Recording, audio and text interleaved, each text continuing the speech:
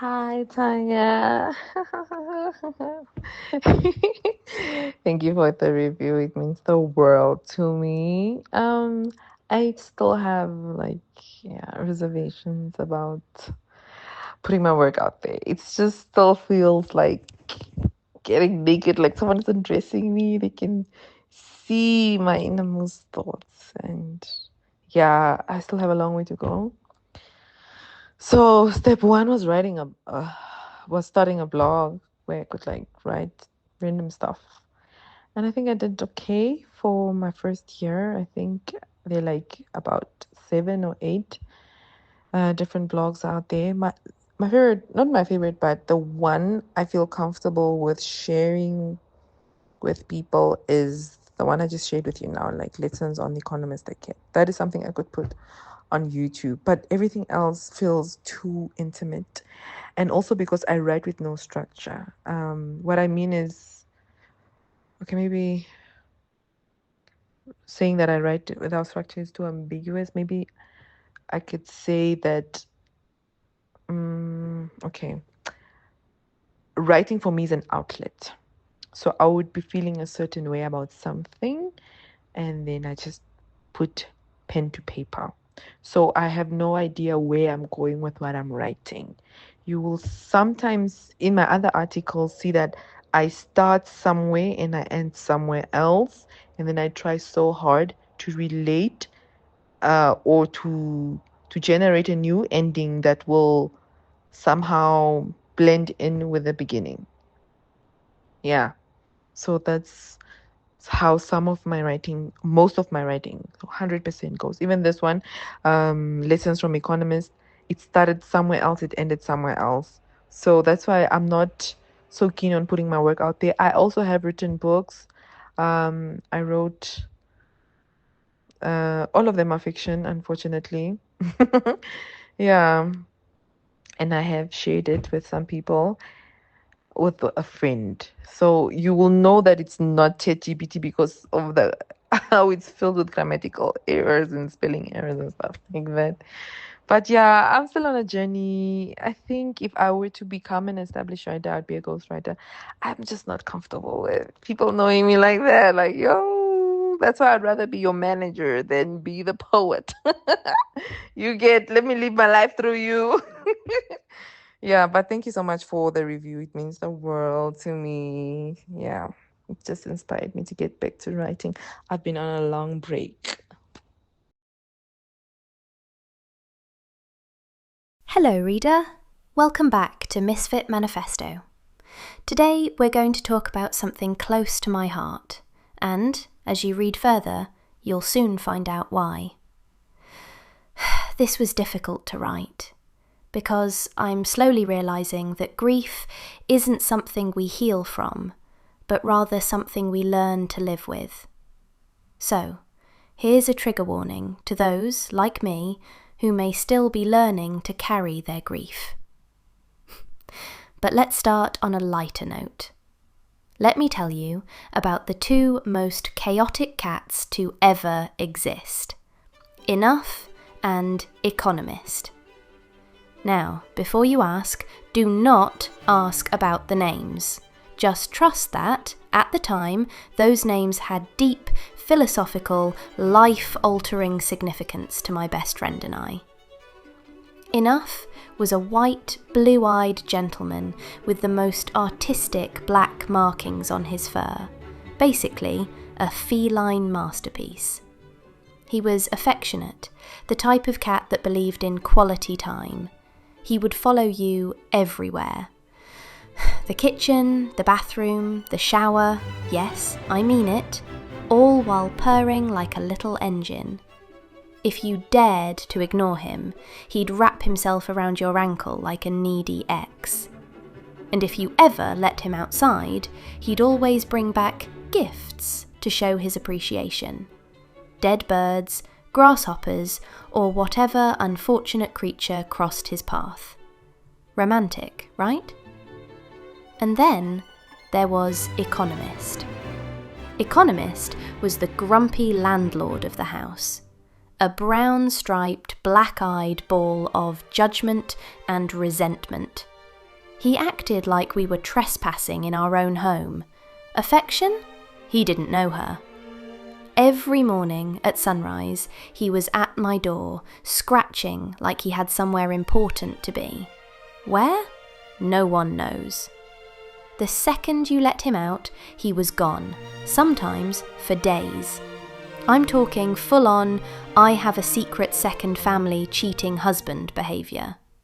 We even tried following him once, but the moment he slipped under the gate, he vanished like a government fund. Economical with his love. Did I mention Economist hated enough? Not just mild dislike, but full-blown I will fight you on sight energy. They scrapped so much that one day Enough just packed up and left. Just gone. Moved out like he found a rent-free Airbnb with a better views and vibes. And what did Economist do? Continued his double life, occasionally returning to my window at sunset, screaming for food like I was running some kind of cat soup kitchen. And then, when my best friend and I moved, Economist walked 12 kilometres, dodging cars, stray dogs, and possibly the consequences of his bad attitude to get back to our old house. And now, we still have to drop off cat food for the new owners, because that is where Economist has decided he belongs. Now, tell me, have you ever been in that kind of relationship? One-sided, where you are always the giver. Not the good kind of giving where you feel fulfilled, but the soul-draining, I'm an unpaid employee in this situation kind. Not just romantic relationships, think friendships, co-workers, neighbours, even family members. That one person or pet in your life who takes, and never gives anything back, not even a thank you. What do you even call that, besides exhausting? Transactional? Like in the barter system, perhaps? That ancient, I'll trade you 3 goats for a bag of rice way of doing business. The original, no money, no problem approach. Need seeds? Bring iron sheets. Want eggs? Hand over some apples. Or, if we're going full historical chaos mode, how many cows for your daughter? That system that goes way back to prehistoric times, before the advent of shinny coins and crispy notes. Money came along, like an annoying overachiever, and made everything more efficient, and, let's be honest, more stressful. Fast forward to today, transactions have gone. Digital crypto, Bitcoin, tap to pay, blink and you're broke technology. But at the core of it, trade is still everything. Transactions. That's the word of the day. You want to work? You need fuel. You want to see? You need to buy glasses. You want to eat? Transactions after transactions. As if life is one big exchange. And because we love dragging everything into our personal lives, we've applied transactions to relationships too, having a direct impact on how we relate to others. You ever notice how networking works? If someone realises your job or skills won't benefit them, they mentally place you at the bottom of the social food chain. Friendships? Oh, we love friendship currency. Hotter girls hang with hotter girls. Guys want to befriend the cool, funny, high-status dudes. We all do it at some point, even though we are not proud to admit it. How often do we drop people the moment they stop being useful to us? Not necessarily for money, but for favours, status, fun, or emotional support. Ever realise that you only text that one friend when you need a +1 to an event? Or suddenly remember another when you need help moving or want gist? And sometimes that's fine. Some people love to nurture. That's their nature. But where do we draw the line? before the whole relationship turns into a soul-draining, one-sided, am I a person or a free service situation. Let me tell you about a time I missed that line completely. I had this friend who noticed my love for writing and used me like Google Docs with a heartbeat. He was making music, and I didn't mind helping because, well, writing makes me happy. We dropped a hit, life was good. But over time, his music got darker, and suddenly I felt like I was writing the soundtrack to my own past trauma. I tried to say something, tried to wave a little emotional SOS flag, but he kept pushing, didn't care, or maybe was too deep in his own ambition to notice. And eventually, there I was, drowning in a cloud of sorrow that I didn't sign up for. All because I didn't set a boundary. So tell me, when do we stop trading ourselves away? When did we take this barter system and apply it to every aspect of our lives, even in our relationship with God?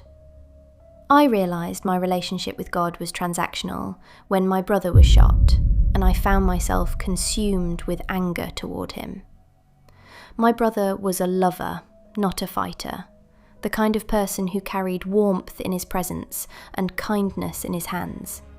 He spoiled me endlessly. Of course, my dad did too, but as younger siblings came along, his attention had to be shared. My brother, though, never stopped treating me like his little princess. Random movie nights, spontaneous ice cream runs, picking me up from varsity classes, shopping sprees, restaurant hopping. He never needed a reason to make me feel special. He was the only person whose silence never felt awkward, only safe. He was into retail, and part of his work involved driving his employees to and from their shifts, so I often rode along, a passenger princess in the truest sense. Looking back now, I wish I had held on to those moments more tightly. The last time we spoke, he half joked that I didn't love him anymore because I wasn't calling him as often. I brushed it off, laughing, promising to make it up to him when he was back in town. We even made plans to watch the new Avengers movie together. That was the last time I heard his voice.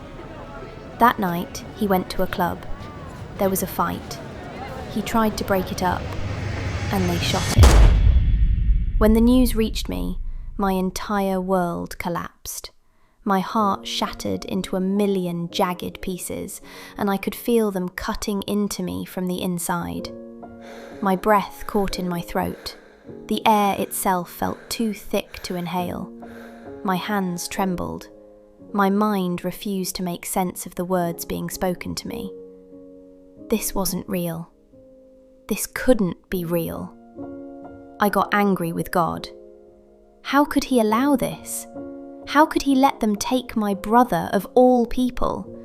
God could have done something, redirected the bullet, stopped the bleeding, intervened in some miraculous way.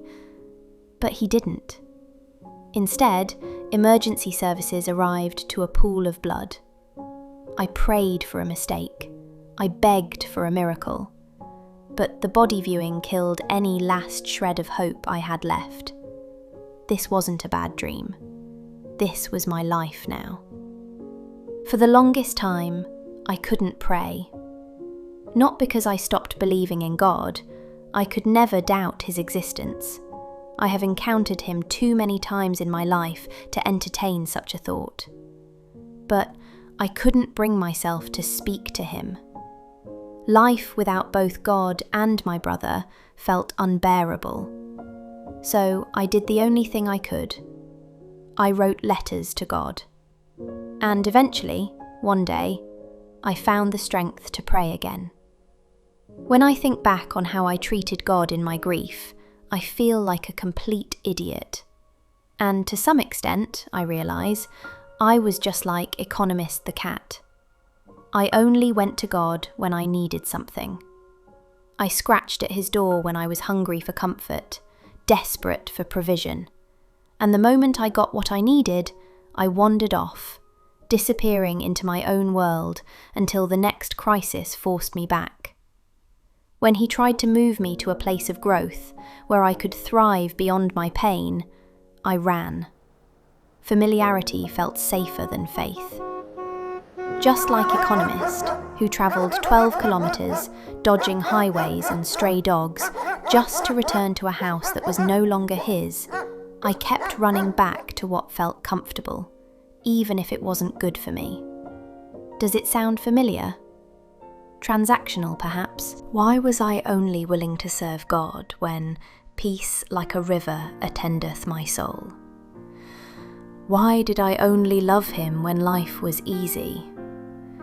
Every single day, God gives me life breath in my lungs, energy in my bones, joy in my heart, and I don't even have to ask. He causes the sun to rise over me, his angels to watch over me, and yet I had the audacity to reduce my devotion to him based on what he allowed to happen. Just, wow. Unlike Job, who lost everything and still praised God, I had unknowingly placed conditions on my faith. I believed, yes, but only as long as life made sense. When it didn't, I let my grief put God on trial. What I failed to understand at the time is that God's love for us is intertwined with something just as powerful: free will. And sometimes, evil is simply the result of humanity misusing the very free will that God so graciously gives us. This is what theologians call the free will defense. The idea that evil exists not because God is indifferent, but because he has given us the ability to choose. C.S. Lewis put it this way: Free will, though it makes evil possible, is also the only thing that makes possible any love or goodness or joy worth having. A world of automata, of creatures that worked like machines, would hardly be worth creating. The happiness which God designs for his higher creatures is the happiness of being freely, voluntarily united to him and to each other. And for that, they must be free. My brother's death, then, was not some cruel act of divine neglect. God did not pull the trigger. He did not ordain violence. My brother's death was not God's punishment. It was not God's betrayal. It was the tragic misuse of free will by another human being. And yet, even in the depths of my anger and grief, God remained. Even when I stopped speaking to him, he never stopped listening. Even when I ran, he never left. I thought I was punishing God with my silence, but in reality, I was only depriving myself of the comfort only he could give. But here's the beautiful thing about God. He loves us even when we act like Economist the cat. Even when we treat him as nothing more than a provider, coming to him only when we need something and vanishing when we don't. Even when we reject the places he moves us to because they challenge us to grow. Even when we run back to the comfort of old habits, old mindsets and old ways, instead of trusting the newness he is calling us into. Still, he remains. Still, he loves. And if God, who owes us nothing, yet gives us everything, can love us so unconditionally, how much more should we strive to love those around us without keeping a tally, without weighing relationships by what we gain, without treating people as mere transactions? Love is not a currency to be traded. It is a gift to be given. Let all that you do be done in love. 1 Corinthians 16:14. May we learn to love beyond what is convenient, to give without expecting, to stay when it's easier to leave. May we strive to be more like Enough, who brought gifts and stayed close, and less like Economist, who only came when it was time to be fed. And my dearest, if, like me, 6 years later you are still grieving, still broken-hearted, still wondering, where do broken hearts go? Give it all to God. Grief doesn't follow a timeline. Healing doesn't come neatly wrapped with an expiration date. But in the midst of it all, one day you will look back and be thankful. Thankful that God gave you someone like Falali, a brother who loved you deeply. Or even a cat like Economist, a reminder in his own peculiar way of the different forms love can take. The Lord works in mysterious ways, and even through the pain, He is still good.